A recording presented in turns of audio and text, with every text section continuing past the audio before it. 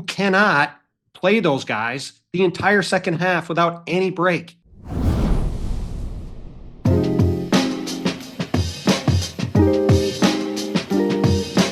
Hello and welcome to the Hoop Collective podcast. We talk about the NBA, which we're doing slightly after midnight on Sunday night / Monday morning. Joining us from New York City, home of the New York Knicks, who are up 3-1 in their series with the Pistons, Tim Bontemps. Hello, everybody. Luxuriating at home in Dallas, the series between the Thunder and Grizzlies being done, while the rest of us are out here on the road covering highly important series in Miami like I am. It's MacMahon. Howdy, partners. Now, I would say your series is not that important, and Bontemps is not on the road, so we're off to quite a fibbing start so far.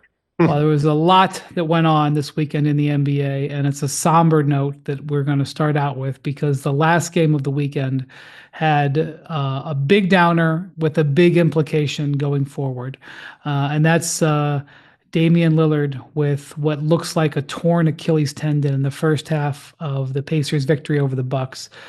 Chris Haynes reported first.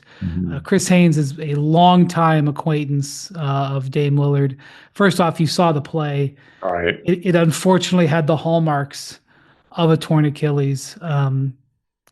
Non-contact, guy going down while he was pushing off the leg. So we'll wait for confirmation, but obviously very difficult. I don't even know how you go on if you're the Bucks. I mean, Bobby Portis did the in-game interview after the third quarter. It was still a little bit of a game. The Pacers ended up winning, I think, by about 25. But Bobby Portis acknowledged it. He's like, it just threw us off. They see their guy going off. And so, okay, I mean, this series is over. It's 3-1 Pacers with them going back to Indiana. But torn Achilles is, for a guy in his 30s, it's a career-threatening injury, but okay, it's going to decimate the 2025-26 season for Dame Lillard, which is going to decimate the Bucks' outlook for 25-26. And, while this is a two-pronged thing, you feel for the Bucks, but how do you not think about what the future of the Bucks and Giannis Antetokounmpo is? It's unavoidable, inescapable. That's every Bucks fan had to be thinking the same thing. And it looked like Dame had gotten incredibly fortunate the way they had caught the blood clot early. We thought he was going to be out for the season. It was his right calf where the blood clot was, and this was his left Achilles that was torn. I don't know if any has any relations, putting extra weight on. I don't know, but it wasn't the same leg. But the Bucks' injury, health, fortune, misfortune has been horrific for 3 or 4 years now, and it's going to be horrific to end the 24-25 season. Bontemps, I'll just start with you. It's possible that Giannis has played his last game in Milwaukee as a Buck. I don't know, but it's also irresponsible not to contemplate that right now. Yeah, I mean, the first thing I thought of watching it live was I just felt terrible for Dame. I mean, we've all been around Dame for a long time. He's one of the all-time good dudes in the league. He's obviously one of the 75 best players ever. He just fought back from this deep vein thrombosis to come back and, like you said, come back and play out of nowhere. And it's just a killer for him. I mean, probably wipes out all of next season. And you're talking about a guy who came to Milwaukee hoping to win a title, and they're going to have, he's barely going to have played in the playoffs for him at all in 2 years. And like you said, I mean, then you just have to start thinking about the future. And I thought a lot about 2019 and being around Raptors, Warriors, and seeing Kevin Durant get hurt and then seeing Clay get hurt. And that set the Warriors back for a couple of years. And I certainly thought it might be the end of their whole run. Obviously, they've had this second act where they got this other title, and we'll see how far they go this year. But yeah, I mean, it just really sucks. And, we talked a lot about the future for Giannis and what things could look like going forward for him and for the Bucks and for the league this summer. And look, this was a team that I think was already headed for trying to get out of the luxury tax next season. To do that with two guys making $110 million on the roster was going to be exceedingly difficult to begin with. Now, one of those two guys making $55 million almost certainly has a torn Achilles and almost certainly is going to miss, if not all of next season, the vast majority of next season, and is going to be in his mid-30s. So you can't really count on it being there at all. So when you try to build a roster out, if you want to entertain the idea of keeping Giannis next year, just to talk it through for a second, there's really no way to do that and have a team that's good enough to compete when you look at how this series has gone. And outside of one half against the Pacers, they've largely been dominated by the Pacers, and that was with Dame somewhat available. So it's just really bleak, and it's hard to think anything other than that. This is going to cause everybody involved to have to really look in the mirror about what the next steps they want to take are. And it just really sucks for the Bucks and their fans. Like you said, it's been several years in a row of devastating injuries in the playoffs, and it's just a real bummer. And a first round exit under any circumstances was going to lead to a lot of questions about Giannis's immediate future. And I believe was going to lead to Giannis asking himself a lot of questions about the immediate future. This is just a devastating way. And obviously the series isn't over yet, but it's over. And this is just a devastating way for it to happen. But look, this whole series has been Giannis putting up insane numbers and it not being enough for the Bucks. Like they were trailing when Dame went down. They're not the better team in the series, despite having by far the best player on the floor. They have by far the best player in the series, and they're nowhere close to it being as good as the Pacers. And then it just becomes, okay, let's just go with the logical hypothetical of it's finally time for Giannis to figure out, or with the Bucks to figure out what his next chapter is going to be. It's such a tough situation because, like, can they make a traditional rebuild type of deal when they don't have control of their own first round pick until 2031? What they have to do, if we're going to hypothetical it out, right? You just have to get the absolute most you can get back and then figure out what it is from there. Maybe that's 900 draft picks. Maybe it's a bunch of current talent. Maybe it's a combination of the two, right? But like, you can't, at this point, if you make that kind of trade, it's like drafting, right? You never should draft a player based off the needs of your current roster, because that player, in theory, is going to be good 4 or 5 years from now, and you want to just have the best player you can get. That's the same thing here. If it gets to the point where they're going to trade Giannis, you have to just get, unlike a certain other trade we've talked about a lot, the absolute maximum amount you can get for him. And then whatever you're left with then, okay, then you assess, what do we want to do? How do we want to proceed? What's the best path forward for the team, et cetera. But you can't, to me, they're two totally separate tracks. It's not, you can't worry about their draft pick situation or anything else other than, if you're going to make that deal, you're only going to get one chance to do it. You got to maximize every ounce of it you can. On one hand, it could be clarifying because they were sort of stuck in trying to figure out what to do, especially with Brook Lopez and Bobby Portis being free agents. They're trying to figure out a way to keep them when they're both in their 30s.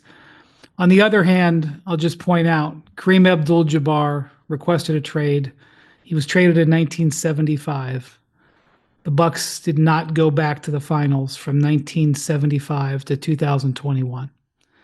They waited 40-something years. What is it? 41 years. Look, most franchises never get one player as good as those two guys. No, I understand, right? but especially in a small market. No, I get it. But my math, 46 years. I didn't go to Texas, North Texas. You go, generations between having championship contenders. Now, maybe you could debate in the Ray Allen, Glenn Robinson era. Maybe they made it to the conference finals, but they went generations between being contenders. So saying goodbye to an in their prime star is not as easy as agreeing with the logical whiteboard that Bontemps just said. Well, and they don't say goodbye unless Giannis says it's time. I understand, but That's why I said I think it's a clarifying moment for everybody.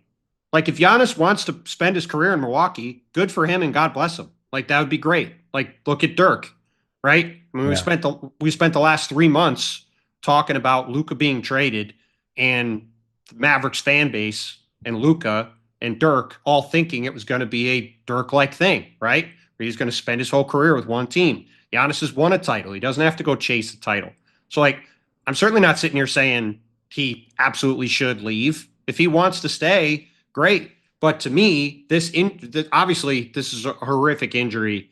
And as I started off with, I feel awful for Dame. Like this weekend was so awesome. We're going to talk about all these awesome games, and then watching the first quarter of this game, it's like, oh, let's see if the Bucks can make this interesting. And then Dame gets hurt. But like this moment, I think clarifying is the right word. It should be perfectly clarifying for everybody involved to figure out what it is they want, because the idea that this team is a move away from being up there with Boston or Cleveland or these other teams, if this is a torn Achilles, they were already far away, and now they're miles and miles and miles away. So then everybody has to sit down and decide what it is they want. Yeah, and again, the circumstances with Dame suck, but it's not like, hey, they were a contender until Dame went down. They weren't close. They weren't. This series, Giannis has been Superman, and they were probably going down 3-1 tonight, regardless. They argue Orlando's been more competitive with Boston. Yeah, honestly. And if Giannis decides he wants to go somewhere where he feels like he's going to have a better chance, or even if you like the Brooklyn thing, I don't get that, to be honest with you. But whatever, whatever he decides, you can't blame him. And will it be a bleak immediate future for the Bucks? Sure. But he hung a banner there, and he's a Hall of Famer if he never plays another second. He hung a banner, and his jersey will hang in the rafters there. And if it's some bleak years coming right after because you went all in trying to win with him again, so be it. It's still all well worth it. I agree. Okay, more on that later this week. Okay, now the game, one of the games of the season. So far, the game in Minneapolis on Sunday, the Wolves beat the Lakers by 3. Was it even the best game of the weekend? Whatever. Honestly, I don't even think it was. You're right. It was a really good. That's game. how good this weekend has been. Yeah. No, it wasn't better. It wasn't a better finish than Aaron Gordon dunking. It was an incredible game. That's how good this weekend has been. I mean, there's been so many awesome moments all weekend. I know that that ESPN writ large is going to focus on the Lakers going down 3-1. I would like to start by focusing on Ant Edwards putting up 43 in a game where he makes a huge statement. We already knew where he was as a player. He goes for 43. He has outplayed Luka Doncic in this series, even though he wasn't great in games 1 and 2. But he plays an absolute killer game at both ends of the court. And hits the free throws that are huge in this. I'm not sure how controversial that play was, but there's a play overturned, what they call foul on LeBron. But Ant was killer in this game. He sensed how important this game was. Relentless going to the basket. This is a guy who during the season, was really dedicated to the 3-pointer. Mm-hmm. Not in this game. In this game, Ant Edwards was hunting the hoop. I think he got there 17 times or something like that. And exactly what they needed. And they're down 10 going into the 4th. Well, listen, in 2 games this weekend, because we haven't talked since before game 3, Ant Edwards played 86 minutes. He scored 71 points. He had 14 assists. He only had 3 turnovers. Yep.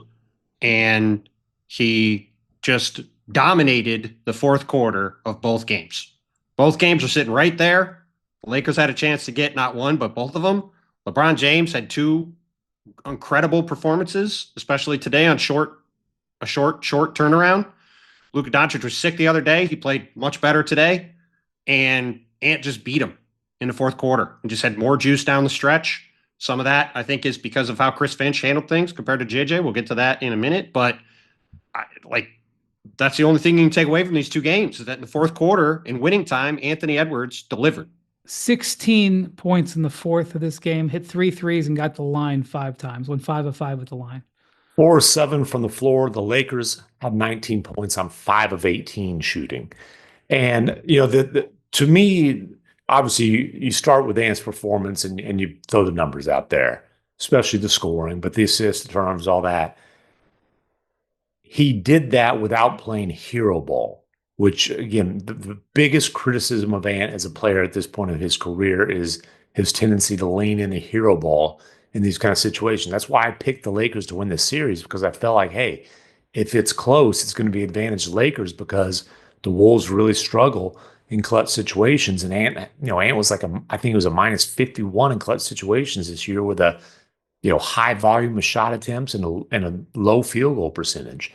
But there were a handful of plays in the fourth quarter where he doesn't get a shot, he doesn't get an assist, but he makes the play to start the ball movement to lead to a great shot. And that's the stuff Finch has been hammering on him. Hey, make the right read. If the reads get off the ball and kind of start the ball movement, do that. And he had 2 or 3 times where big plays that were hockey assists. And that, to me, is huge growth. He's not scared at the moment. Like, he wasn't scared last year when he's looking, talking trash to his idol, Kevin Durant, outplaying KD and Devin Booker. Say what you want about the Suns, but, the Suns were, I believe, favored in that series, and Ant was the best player in that series. Ant's not scared of anything. Sometimes he's too unafraid, I would say, or too thirsty for the moment. And this was like the perfect balance of taking over, but also, making the right plays and not feeling like he had to do everything himself. This was not hero ball. This was a patient but aggressive, just dominant performance down the stretch. The Lakers got outscored by 10 points in the fourth quarter on Friday night. Ants was +7 in that quarter, scored 7 points. In this game, Lakers get outscored by 13 in the fourth quarter.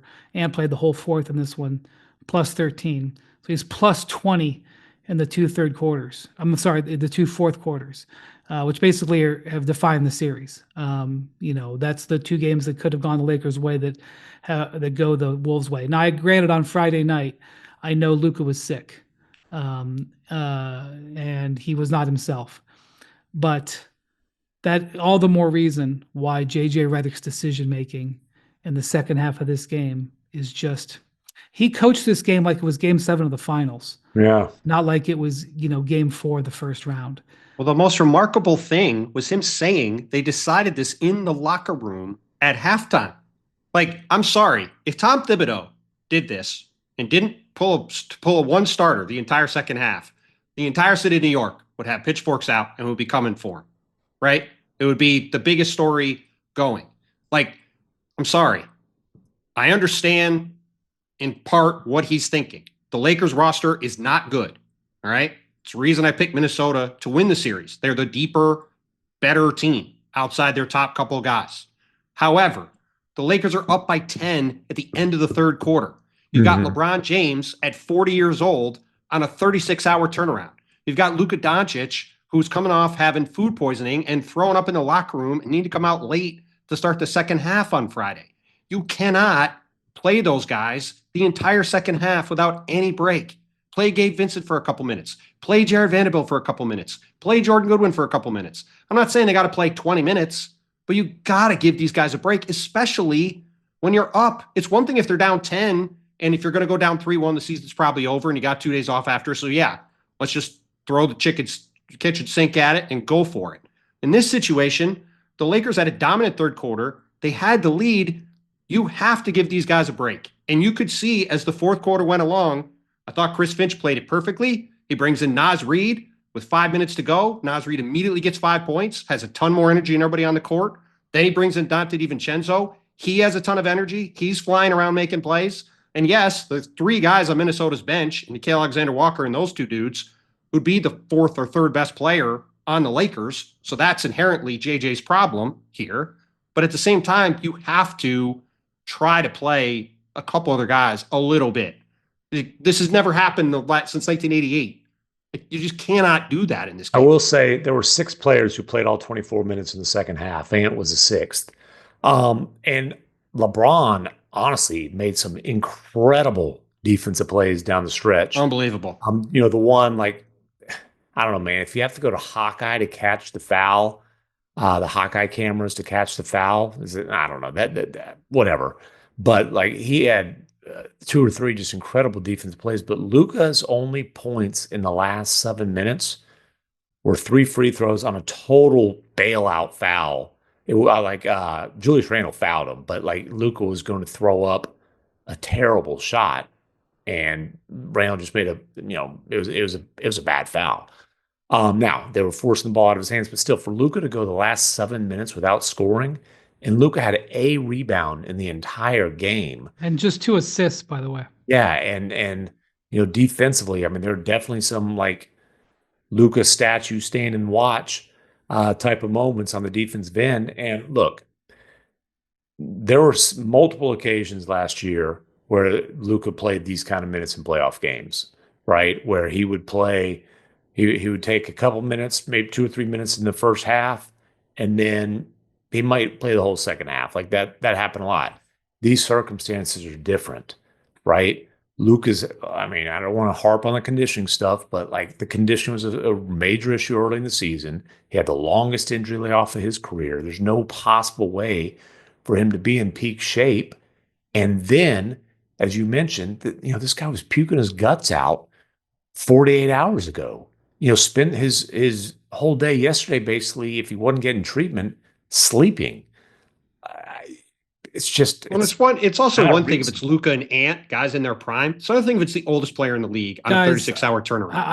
That's crazy. I don't care if they had 4 days off and they weren't sick and they weren't 40. It's crazy. You can't do this. You don't do it. You don't do it in Game 4 of a playoff series. Look, there's no qualification. This was Game 7 for the Lakers. I think. Look, I still think the Lakers can win the series. You made the point. Up 10 going in the fourth. That's not the way you. It's not the way you coach. Listen, I'm saying in general, down 2-1 as the home team on the road, you have to win this game to give yourself a realistic chance to win the series. That's why I'm saying it's like Game 7. You still don't only play 5 guys. By the way, just because I don't want this to get lost in the shuffle, you mentioned the foul on LeBron, on Anthony Edwards on the drive with 9 seconds to go.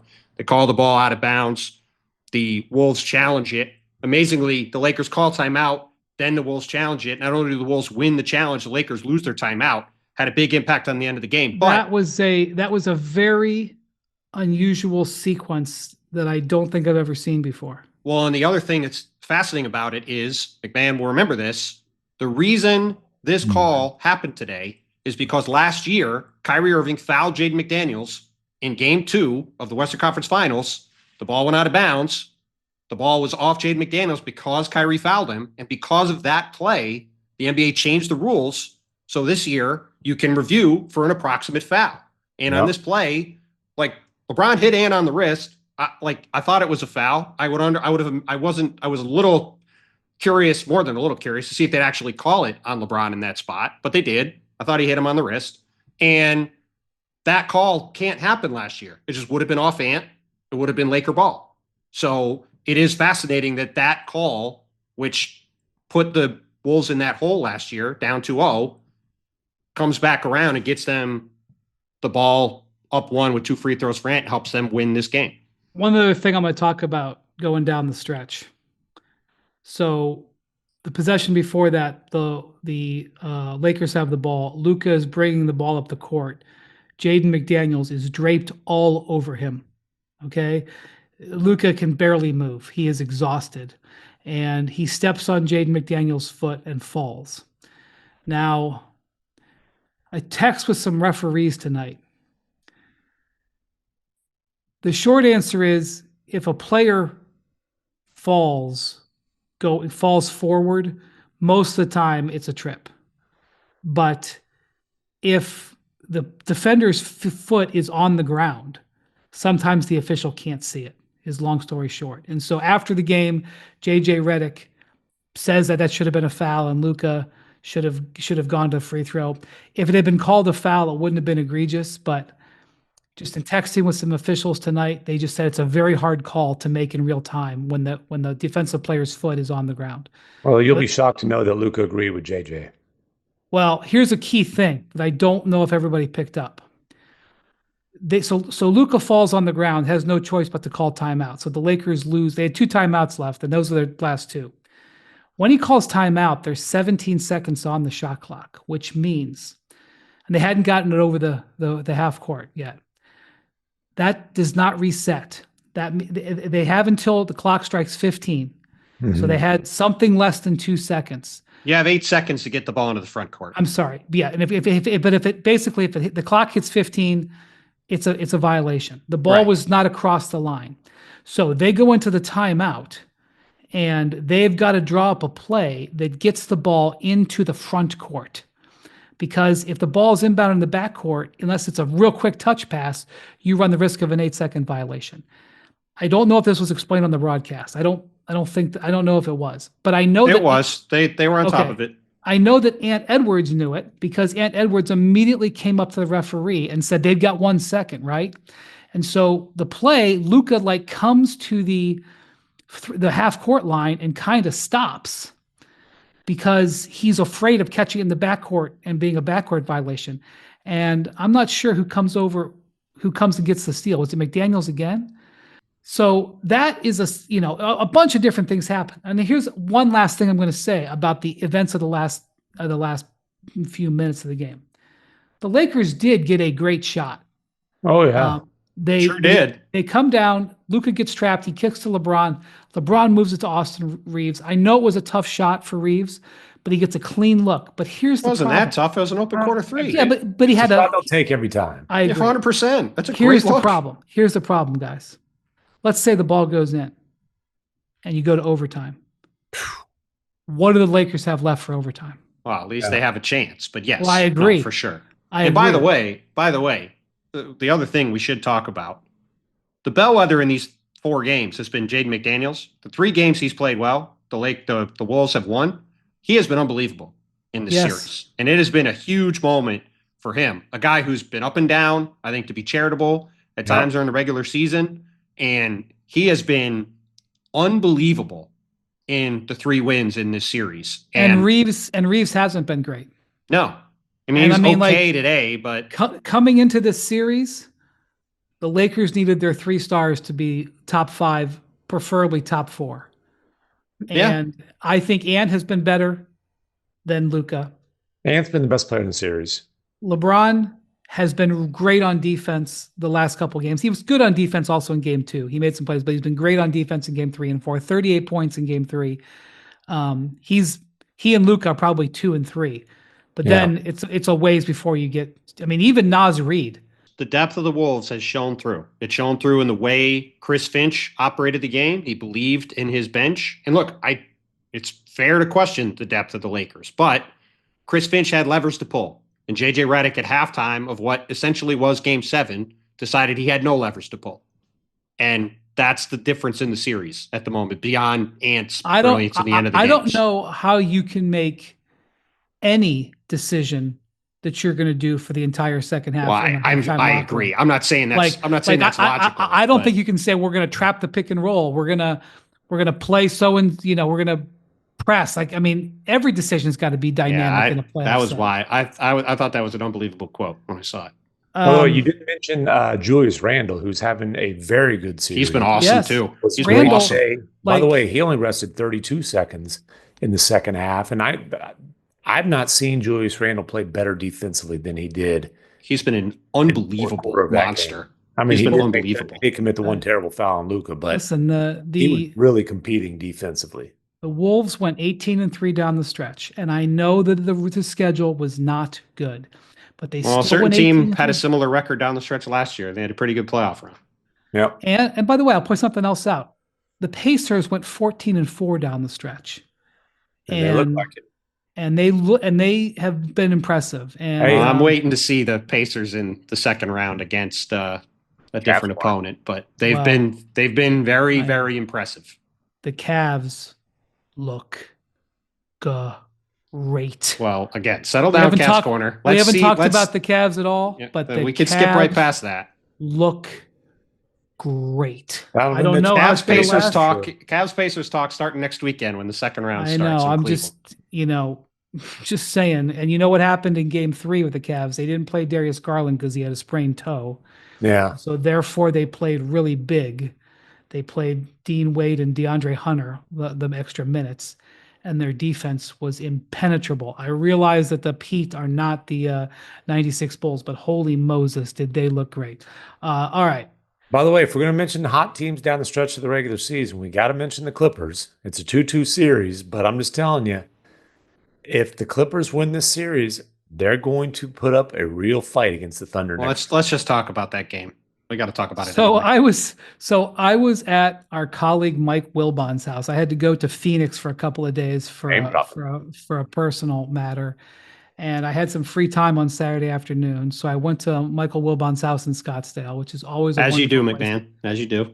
As a wonderful place to watch games. I've had the chance when the Suns were in the playoffs back in the good old days in Phoenix. I could do that, and I had to get going, and the Nuggets got up by 20 and they were just cruising. They looked great. And I was like, all right, I got to make a drive down to this event I got to go to. And Wilbon calls me like 20 minutes later. You're not going to believe this. The Clippers have gone on a 30-3 run. I don't even know what he was talking. He was all fired up. So I saw the last play, but I didn't see the Clippers comeback. The amazing thing was, to talk about this J.J. Redick decision today, David Adelman basically did the same thing. Home team, down 2-1 in the series. Those guys, Jamal Murray, Michael Porter, all these guys sat for a brief period in the second half. But they basically said, we're playing these guys the whole second half.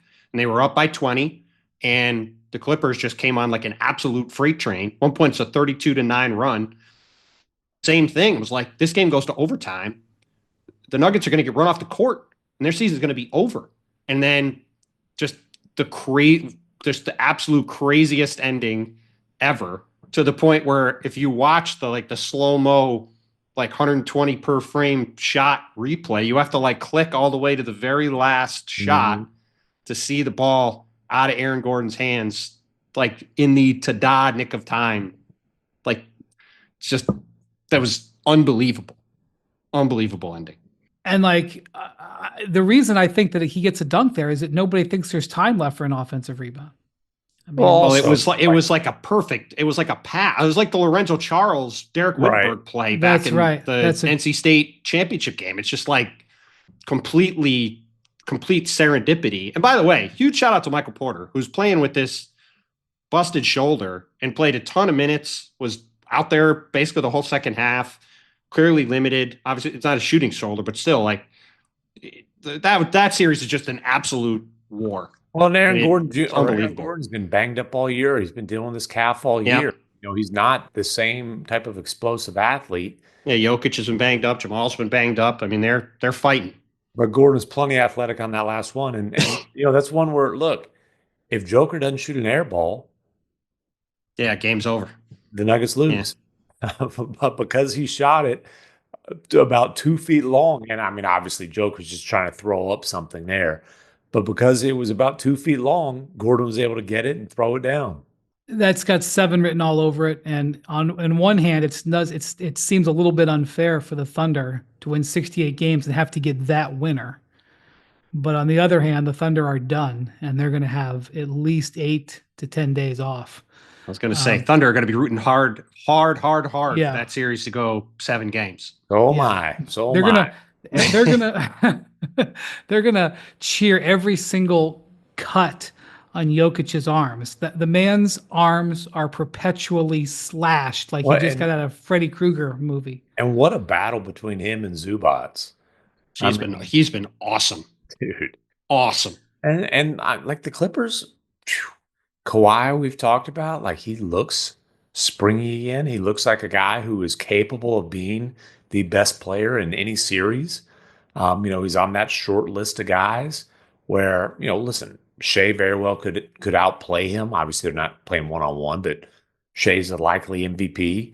Joker's a three-time MVP, but Kawhi can be the best player in any series. Over a 7 game stretch, he can outshine anybody, kind of like Ant Edwards can. And like Kawhi is back to being that guy.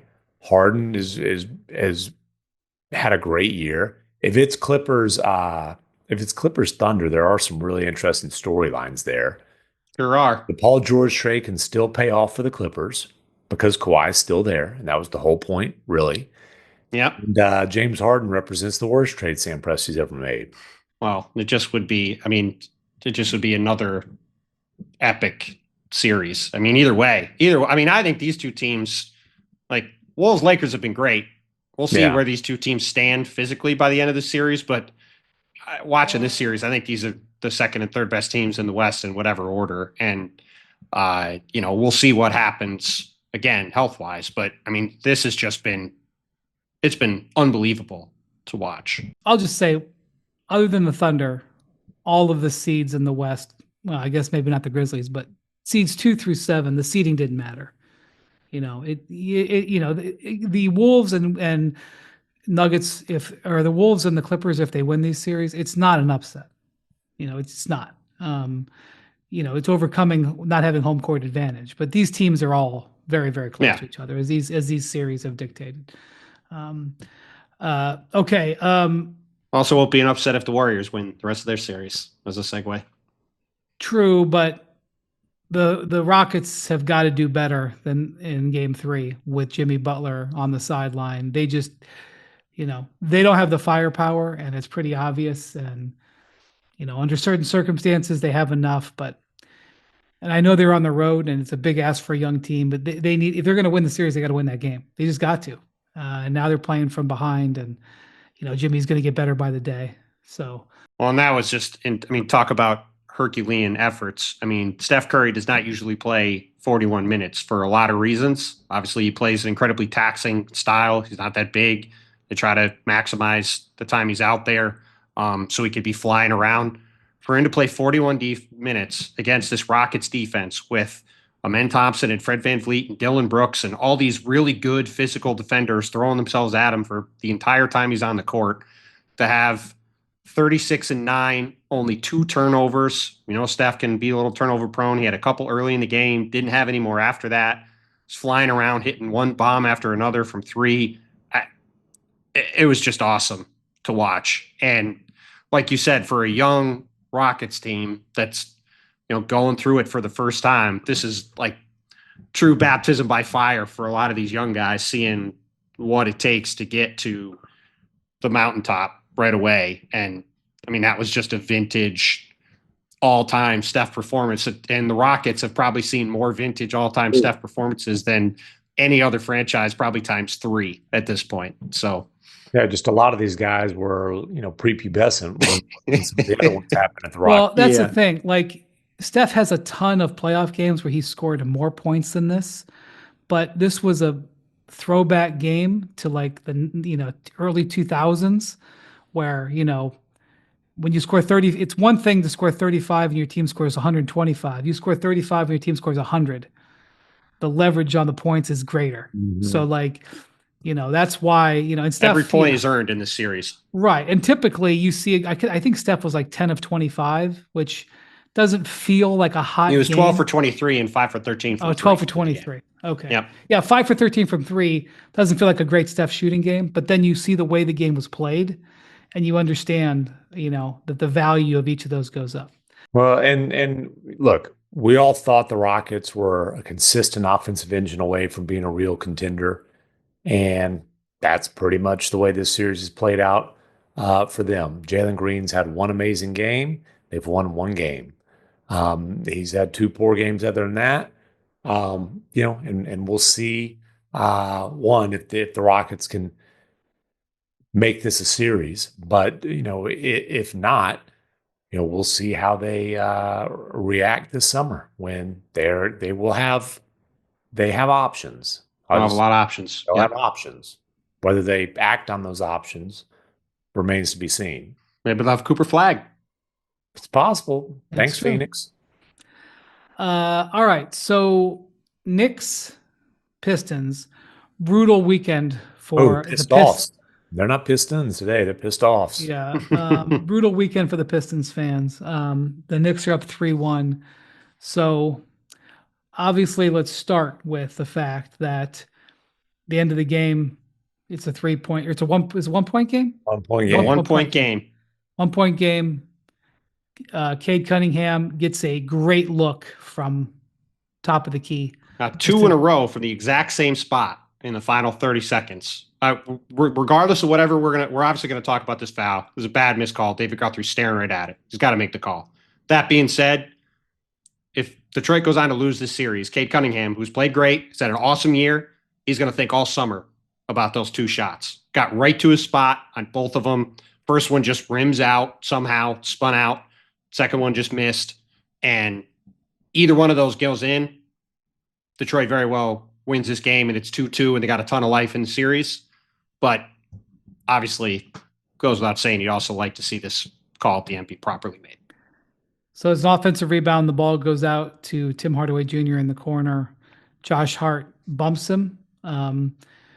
Referee David Guthrie is standing 5 feet away with a clear sight line, although, Hart is on the other side of Hardaway from Guthrie. But anyway, he misses the shot. The referees go back and look at it, and Guthrie comes out in the pool report and says he got the call wrong. And it's, look, I know that there's nothing you can say to a Pistons player or fan that is going to change the way they feel about that. Or JB Bickerstaff. He appeared to be pretty heated. Well, Bickerstaff came running down to the. He almost ran over Darren Erman walking out of the court. He was like, "Whoa, I got to get out of the way." Well, it's funny. Like JB was hunting for David Guthrie, and Tibbs is like getting off the court. He's like, "I'm going to get out of here." I do think it matters that the officials took accountability and said, "I got the call wrong." Tough weekend for David Guthrie, messing up this 8-second call on Friday. I mean, the end of his crew doing the end of the Celtics game the other day, also a complete mess, I have to say. He has this bizarre 8-second call. He gets wiped out. The Celtics then get this rebound with, it looked like close to a full second on the clock. Never gets looked at. Not sure why. That gets reviewed all the time for timing reasons. For some reason, it didn't. Now, Celtics didn't deserve to win that game either, just like I think the Pistons blew this game with a few other things down the stretch, but it's not a great couple of closing stretches there. By the way, real quick on the Celtics Magic 3-1 going back to Boston. Jason Tatum misses game 2 with the bone bruise in his wrist, comes back with 36 and 37. I know they lost on Friday, but still, Tatum, huge weekend. The Celtics are a little banged up right now. Tatum's got the wrist. Jaylen Brown's still coming back from the knee. Drew Holiday's missed a couple games with a sore hamstring.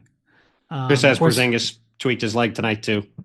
They got to close the series out on Tuesday. And Porzingis has the he got some removal stitches. Yes, he got hit in the head too. But they got to close the series out in Game 5 and get this thing over with and get a few days off before they face either the Knicks or the Pistons in the second round. But from the Knicks' perspective, Karl Towns makes 2 tremendous plays down the stretch. He makes about maybe a 10-footer from the baseline over the side of the backboard. I think it was deeper than that. That was one of the best shots. Like, look, the other 3 was a huge shot. Like, I mean, he hit a really deep 3 to put him up. Obviously, Karl's got great range. This baseline jumper that he hit with, I think it might have been Tobias. I can't remember if it was Tobias. Somebody just absolutely draped on him. Oh, it was only an 8-footer. You're right. I just looked it up. But that shot, that turnaround jumper on the baseline, it was an unbelievable shot. So that brings dropped them it to, in. that brings them on the baseline. You mean on the baseline? Like yes, he had to shoot it over the backboard. The glass. Yeah. So they're down 4 at that point. That I think it's at the end of the shot clock, right? It was. It was right at the end of the shot. He had to heave it up because he got caught with it in the corner, and he Right. just had to turn around and make this crazy looking shot.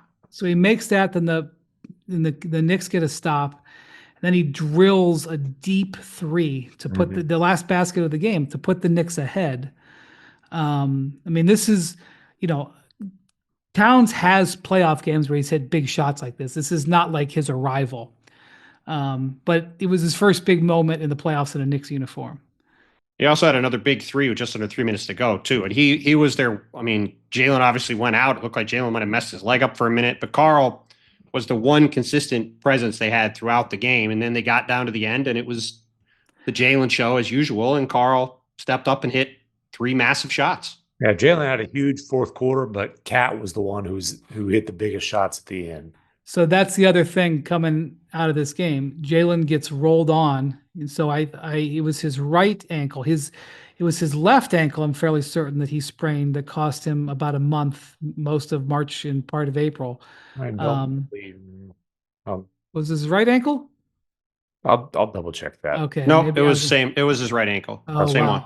Yeah. Okay. Yeah. Well, so he gets rolled up on that ankle, and everything, it had all the makings of a high ankle sprain.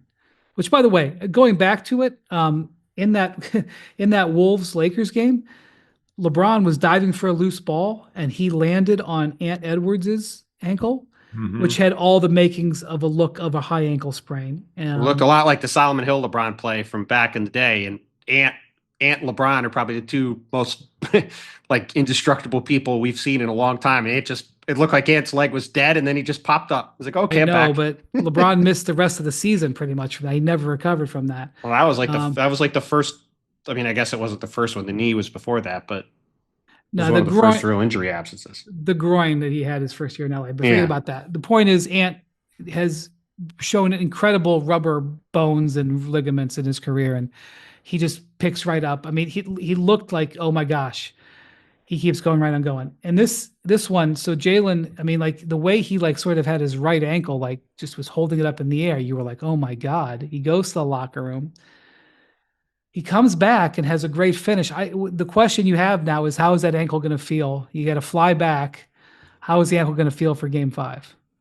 That's like almost the biggest storyline in that series right now. Is Jalen's ankle going to be okay for Game 5? Because a lot of times, I think the no call was the bigger storyline today. Well, I said the biggest storyline for Game 5. The biggest storyline for Game 4 is the no call. Well, look, if the Knicks want any chance of having any kind of chance to even contend with Boston, they have to win this game on Tuesday. They have to end the series. Detroit has shown they're good enough to take games off the Knicks. These last couple games have been pure toss-ups, and the Knicks escaped with wins in both of them. But they've got to give their guys time off, and they've got to make sure they're fully healthy and ready to go when they see Boston. Because if they're limping into that series and Jalen's banged up and they're all knocked around from a 7-game slugfest with Detroit, they already have, I think, a slim to none chance of making that competitive. I don't think they have a prayer if they're exhausted going into a Boston series. We've sort of danced around it. The story of this postseason, one of the stories of this postseason is depth. If you don't got it, you got trouble. It's a problem with Denver. It's a problem with the Lakers, potential problem with the Knicks. And you look at a team, like Oklahoma City, look at a team like the Cavs, who, again, lost an all-star starter and won by 40. All right, Celtics, same thing.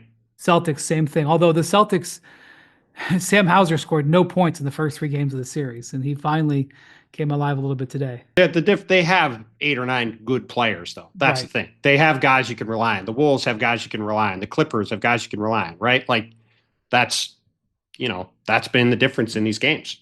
Yeah, depth is huge. So yeah, OKC plays 10 guys by the start of the second quarter every game. Seriously. I know. But the thing about Oklahoma City is Shea played C- basketball and they swept. Yeah. And Ja got cooking in Game 4. Game 4 was typical Shea. It wasn't even still kind of below his average, like a B+ for him. Yeah. 38 on 13. Oh, he had 38. Okay. Okay. Game 4, he was legit. The 3 games before that, like he played fine. He just didn't shoot well. He was shooting 35% from the floor, but Jalen By his Williams. own admission, he wasn't good enough. Yeah, Jalen Williams played a great series. Like you said, the depth. And yeah, Ja Morant did get hurt. I mean, according to Ja, if he didn't get hurt, they'd be 2-2 now. Let's stop with that. Ja Morant gave his exit interview. Give the exact thing that he said. All right, so I'm going to read from DeMichael Cole of the Memphis Commercial Appeal. I'll just read his tweet. Ja Morant paused because he wanted to be careful with his words, but he clearly had more to say when asked about how the OKC series turned out. Quote, I had them figured out. Added that he believes the series would be tied 2-2 headed back to OKC if he didn't get hurt. Now, not that careful with his words. No, when Ja got hurt, the Grizzlies were up 27 points in game 3, 29 on the very next possession. I'm going to say they probably win that game. That's I would the game agree. where they have more. But like this idea of like the Grizzlies were going to make this series, dude, the Grizzlies did not beat a single Western Conference team with a winning record since January. And like the idea that the Grizzlies were going to make this competitive against the Thunder is silly. And if you don't believe me, ask Zach Kleiman, who his quote as he is the general manager of the Grizzlies, in case people don't know. Yes. I'm not aware of this quote. I'm curious to see what it is. Again, reading from Michael. I don't think we can look back at this season and say we're close. No, we're not. No, they're not. Like, they're not. This season was not close to anything good for the Grizzlies. They fired their coach with 9 games left in the regular season. Again, they had one win against any team with a winning record after January. They beat the Pistons, I believe, in April. Other than that, they were 0-4 against teams with winning records. They were in the 8th seed. Like, and frankly, this core that everybody was so excited about, this brash, young core, talking about Ja Morant, Desmond Bane, and Jaren Jackson Jr., which, by the way, Jaren Jackson Jr. is in line to get a fat extension this summer. They've they've won a playoff series in their 5 years together. One. So like this, they're not close. They've got to figure things out. Thomas Isalo, if I'm going to put a bet down, I think he's going to be the Grizzlies' next head coach. That's not a certainty. It's hard to judge him based on, hey, you get the reins with 9 games to go after being involved in this weird offensive philosophical tug of war all season long. I thought he did some stuff that was pretty solid in this short run he had. But yeah, I mean, look, the biggest thing more than anything else is, like you said, 5 years ago, if you'd said this group was going to have one playoff series over the next 5 years, you would have said that's crazy. There's no way.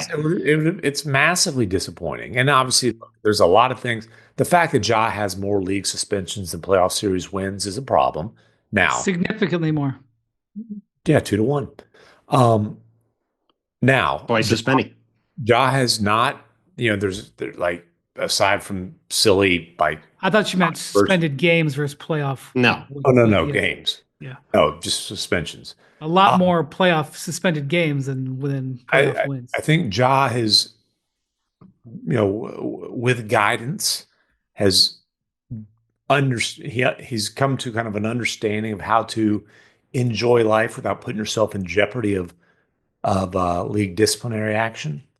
That's certainly significant progress.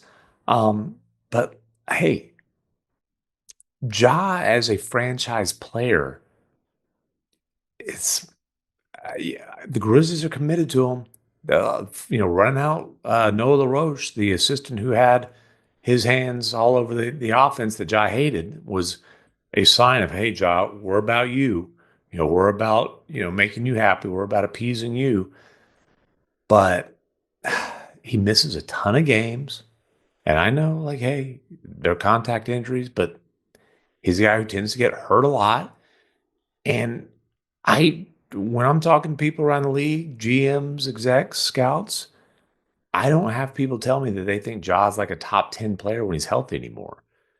Top 25. He was relatively healthy this year, and he wasn't close to being an all-star, right? He was a good player, but he was just kind of around. And look, we've talked a lot over the last month about the clarifying nature of the playoffs. And when you get in the playoffs and you get disappointed, what happens then, right? Because there's only 4 teams that can advance out of the first round in each conference. And especially out west, there's 9, 10, 11 teams that think they can win one or more playoff series. Memphis is one of them. So whatever you want to say about Ja's quotes, right? Yeah. The most interesting thing said was Zach Kleiman saying, if you want to look at this season, can't say that we're close. No. And this is a team that has aspirations of being close. So what will they do about it? Actions over words. The words indicate there will be actions. This team has salary flexibility. They've got draft picks. Zach Kleiman has not been shy about trying to do stuff to improve the team in the past. It's going to be very interesting to see what they do because they've had some really nice finds on the margin. Scottie Pippen Jr. was awesome in Game 4. He's on one of the best contracts in the NBA. Like, he's a really good player. Zach Edey had moments this year. Jaren has gotten better. Like, they can point to some things where they've made strides. But if you look at them in the hierarchy of the Western Conference, like you said, MacMahon, they haven't beat a West playoff team in 3, almost 4 months. And it's not good enough. Desmond Bane's on a max contract.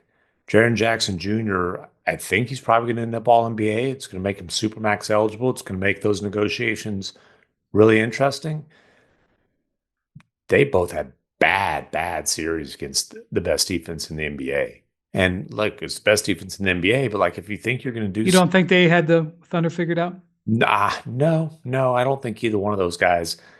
They didn't figure out that, hey, if you dribble against those guys, it's going to be something bad's probably going to happen a lot. I'll tell you that. Pass against them, the same problem. Those suckers deflect. Just like I said, let's see what Memphis does this summer. They I think hold the keys to a lot of interesting pass this summer, depending on what they choose to do. You mentioned Scottie Pippen Jr. He's the guy who made the Game 4 competitive with Ja out. And he's a guy he earned. Like, they were 12-9 with him starting when Ja was hurt, which is interesting. And again, all indications from Zach Kleiman are that he is fully committed to Ja Morant. And I don't know anything at this point that would tell me that that commitment is not mutual. There's a lot of whispering and rumbling around the league about whether Ja might be available, but I would just put that into the speculation category at this point. He is shot. Whatever it's worth. As a reminder, he shot that. Kleiman shot it down strongly. But hey, Scottie. Right, enough Grizzlies talk. Value. Enough Grizzlies talk at 1 a.m. Okay, we'll get to them again probably in October. All right. Well, but just what it is. All right. We got a lot going on in the league. Good luck to Bontemps, whatever his endeavors are this week. Thank you to Jackson. I mean, we could just say it's all right. It's not. We don't have to beat around the bush. I don't know. It's fine. I'm not going to be around for a minute. Might as well say why. It's okay. Oh, wait. You're getting suspended? You could say that. We're having a kid this week, so that's why I've been home on hanging out. Not. Are you going to reveal that it is a? No, we're having a boy. Yeah, having Wonderful. A boy. Going to be home. Yes. So everything's been good. So hopefully by the time this pod is on TV not this one, but the next pod is on TV on Wednesday, we'll have the kid here, and yeah. So I don't know when I'll be back. Hopefully not super long time, but we'll be a minute. MacMahon, the Bontemps name is going to live on generations into the future. Are you naming him after me? Well, we'll see. There hasn't been a decision yet on that. So oh my gosh. We'll see. We still got a couple days to figure it out. All right. Well, good luck to the lovely Kelly Bon and Kay Bon, and good luck to you. And we wish you good sleep in the next couple of days, because then it's over. Also, right. that's true. Advising those diaper changes, you got to kind of use the diaper as a shield just in case. Just a little shield action.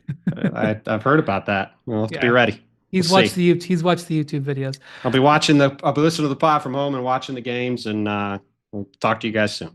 Yeah, something tells me that Bontemps' opinions are going to be slipping through into one way or another. But this has been about the best. We'll be texting on the group that I'm sure. This first round is, I mean, obviously it's just such a bummer with the Dame thing, but this first round has been unbelievable. Like every night there's 1 or 2 or 3 awesome games. It's just been great. So be a fun week ahead. Yeah, he's having a great time, MacMahon. Just sitting at home watching the games. All right. K-Bod was trying to get me to go to Game 5 on Tuesday. So he's like, "Oh, this is gonna be a great game." I was like, "We got other things to do. I don't think I'm gonna be at the Garden." Knicks are up 3-1. Yes. All right. Thank you, MacMahon. Thank you, Bontemps. Thank you, Jackson, our producer. Thank you for watching and listening to the Hoop Collective. We'll talk to you later this week. Adios, amigos.